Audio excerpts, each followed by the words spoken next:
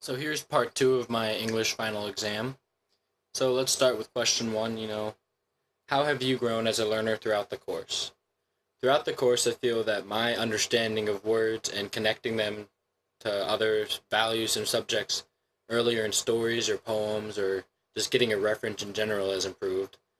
And I think that's because we talk a lot about reasonings behind the word choices of poets, how they connect to their stories, and learning that rereading is the most important part of English and literature in general.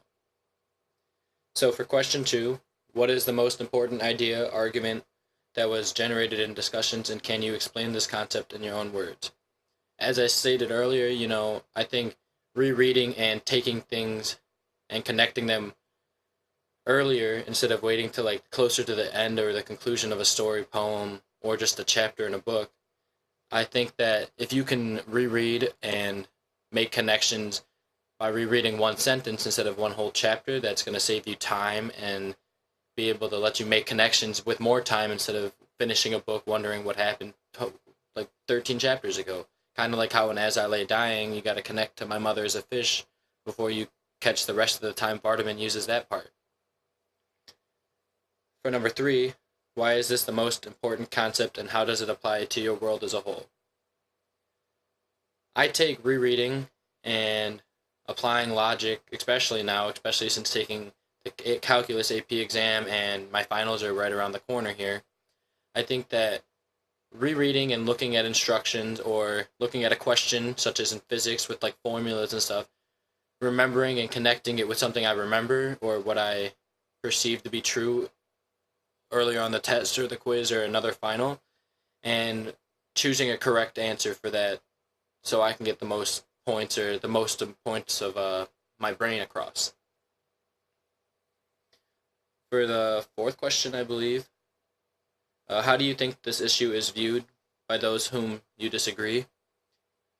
This issue, or the argument of why people don't go back and reread, or like just in, again, as I lay dying, every time we went over a vocab word or in the group discussion, we had to raise our hands one way or another and then argue or discuss our points. And writing the essays where we had to fight for one side and fight for the other side. Arguing with issues that are just over simple connections can build you as a writer, as a listener, as a reader, and your team or anyone you're working with, classmates, etc., to build off one another and open your mind to different logical opportunities, such as the answers or anything like that. How can / will you use what you learned in this course outside the four walls of our classroom? I already use it at work. I listen and I take everything into consideration my boss tells me at meetings, or everything that one of my friends tell me. I try to rethink and see how I can change or make a different connection for them.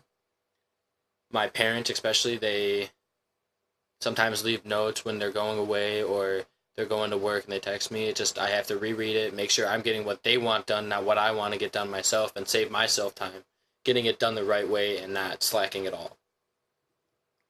How can / will you use what you learned in this course after graduation? As I said, I already use it in my everyday life, but I hope to use it in college and in my career that I choose. In college, I hope to be able to write essays, take notes, listen, and just help others by illustrating my ideals and my logical opportunities beforehand. And for last, what advice do you have for future learners in this classroom? I say pay attention, take the instructions handed to you, and don't take like no as an answer, just argue with it. Because if you argue with it, you'll get an answer or something that you can understand better than just a simple no. And Miss Shry is going to give you instructions that are, here, do this, go grab that, sit down. And if she tells you to get out, you better get out. Make sure you're in uniform.